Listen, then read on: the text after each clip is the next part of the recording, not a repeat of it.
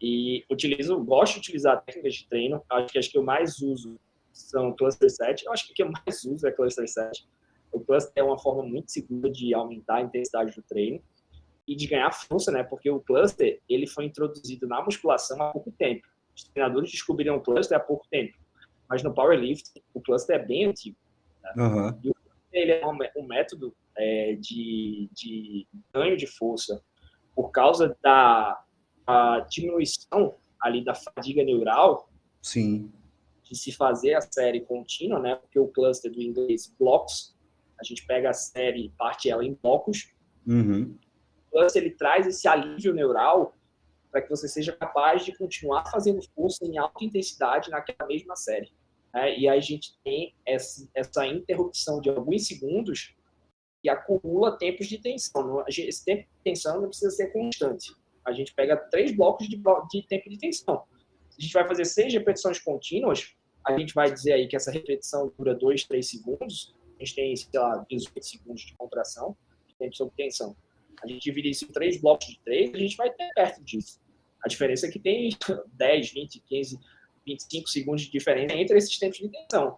Mas o corpo, ele não entende tensão constante. Né? Cheguei na academia, peguei no peso, eu não posso mais largar o peso. Não é assim. Você pode ter um intervalo longo, o seu músculo não vai esfriar, o pump não vai abaixar e vai embora, e aí não tem resultado. Então, como é que é?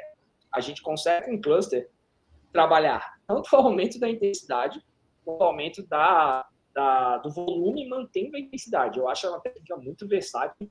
As pessoas conseguem treinar com percepção de fadiga muito mais baixa utilizando o cluster. Por isso que é uma das técnicas que eu mais gosto de utilizar. Fora isso, drop set, que é de lei, para poder a gente aumentar a densidade, né, principalmente nos últimos exercícios do treino, ou então quando a gente busca questões de diferença de hipertrofia regional, né, a gente tem estudos mostrando que o drop set traz hipertrofia regional não uniforme, diferente das séries tradicionais. Então não é assim, eu vou usar o drop para ter densidade. Não, a gente tem estudo mostrando que o drop set gera uma hipertrofia regional diferente e não uniforme da série tradicional. Então, é uma aplicabilidade para hipertrofia diferente. Né? Por isso que eu digo, a gente precisa entender, estudar bastante para a gente saber como usar cada ferramenta no parafuso certo. Essa é a melhor analogia. O treinador que possui mais ferramentas é aquele que consegue resolver mais problemas. Para mim, a única coisa que funciona é dar uma marretada, para mim, todo problema vai ter que ser pego.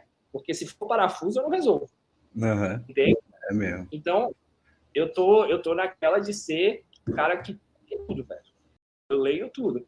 Todos os tipos de técnica de treino, eu vou tentar entender o que tem por trás daquilo, se possui alguma aplicabilidade válida. Por exemplo, uma coisa que eu comecei a usar antes de ter até os estudos corroborando, né, é o alongamento intraset.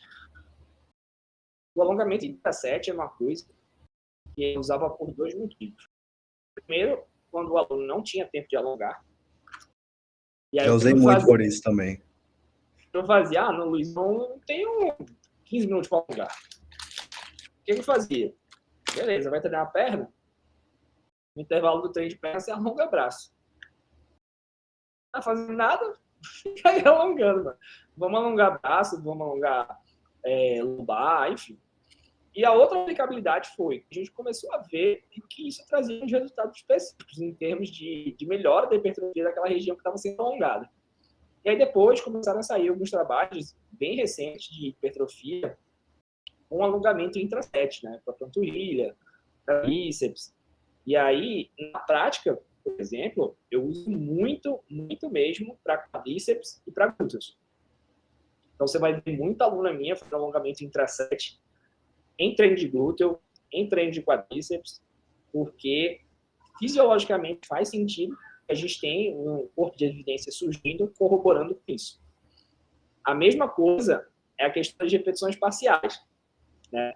A gente tem isso sendo usado há muito tempo e a gente tem na ciência uma controvérsia, né? Ainda não tem tanta evidência, mas que agora já surge bastante evidência, inclusive o Brad Schweinfurt soltou uma revisão sobre a amplitude de movimento reduzida, comparada com a amplitude completa para alguns músculos, fazendo uma revisão de literatura sobre isso, e mostrando que em exercícios onde a gente tem o trabalho de torque no comprimento longo do músculo, né, de maior torque longo, as repetições parciais do início da fase concêntrica, elas trazem resultados similares à amplitude completa. Então, a gente tem uma boa validação já para usar repetições parciais.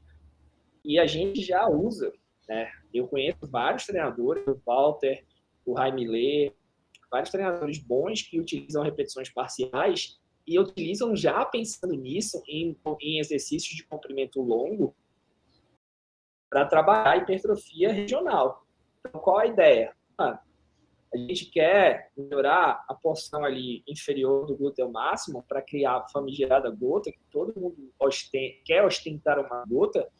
Cara, por que não trabalhar repetições parciais e exercícios que vão ter comprimento longo, com torque alto, glúteo para o posterior de coxa, que vai ajudar naquela região ali a desenvolver melhor. Né? Então, a gente limita o movimento àquela amplitude de movimento específica, trabalha no exercício específico para aquela região, tentando buscar uma hipertrofia regional melhorada naquela parte. Então, é aquela história da prática, começando a ser explicada pela ciência e validando coisas que algumas pessoas já faz há algum tempo, principalmente no alto rendimento. Por quê? Quando a gente pega clientes, por exemplo, quando a gente pega clientes que querem só melhorar o físico, só querem ficar um pouco mais magros, o pessoal de glúteo mais baixo, com boa massa muscular, não vai ter que se preocupar com a hipertrofia regional de feixe inferior do glúteo máximo. A menina não está preocupada se a gota dela aparece, ela quer ter um glúteo bonito. Ponto final. Ela nem vai chegar no nível de definição que a gente consegue ver gota nenhuma. Então, você não vai precisar se preocupar com esse nível de detalhamento. Mas é como eu falei, é mais uma ferramenta para você ser um treinador que consegue resolver vários problemas e fazer com que isso seja mais uma ferramenta na sua cartilha, né? Com certeza. Não dá para você ficar se limitando para uma vertente, como, por exemplo, a gente sabe que o ganho de força a longo prazo ele vai trazer um benefício para a hipertrofia, mesmo que a curto prazo usar menos intensidade e mais intensidade com volume equalizado dê resultados iguais. Mas também não significa que você precisa ficar ali, ganhar força o tempo inteiro, focar sempre no ganho de força e não ter ali, por exemplo, no final do treino, algo para acumular um pouco mais de trabalho, principalmente no momento do treino onde o potencial de ganho de força já não está tão grande. Então, tem que saber trabalhar essas mesclas de estratégias para poder extrair o máximo de resultados. Não pode ser pregador de estratégia, né? Exato. Você não pode ser apaixonado pela sua opinião. Mas, assim, é importante esclarecer que essa tese, teoria, né, hipótese, na verdade, de que a médio prazo o treino com cargas mais altas é mais legal, porque o ganho de força vai proporcionar mais aumento em relação à progressão de carga, ela é só uma hipótese, tá? Isso não está validado ainda. Isso é uma ideia que se tem, baseado na ideia de que ganhar força a médio prazo vai ser bom. A gente não tem validação disso ainda. Pelo contrário, o que a gente tem são todos os estudos mostrando que a hipertrofia de desfecho final, resultados são iguais. É isso que a gente tem hoje firme. Os estudos, a gente tem aquele estudo, por exemplo, que o cara gosta muito de usar e que é excelente, que é comparando uma fase inicial de força e depois uma fase que é mais caracterizada. Easy, Stronger, Better. Mostrando que os caras que treinaram força antes do período de hipertrofia acabaram tendo resultados melhores de hipertrofia, excedendo a força. Mas aí esse estudo ele tem a mesma crítica que a gente tem nos estudos que dizem que é igual. Beleza, e a médio prazo? Se a gente alongasse isso, será que lá na frente isso ia se equalizar? Não dá para afirmar. Eu, particularmente, também acho. Se você treinar com cargas mais altas, vai propiciar um ganho de força que lá na frente vai te tornar melhor em termos de hipertrofia de forma mais eficiente, também concordo com isso. Concordo 100%. É a minha opinião também. Mas, como disse, é só minha opinião. A gente vai precisar de artigos de 16 semanas, 18, 20, 22, que provavelmente não vão acontecer. Por quê? Porque é muito caro fazer um estudo desse.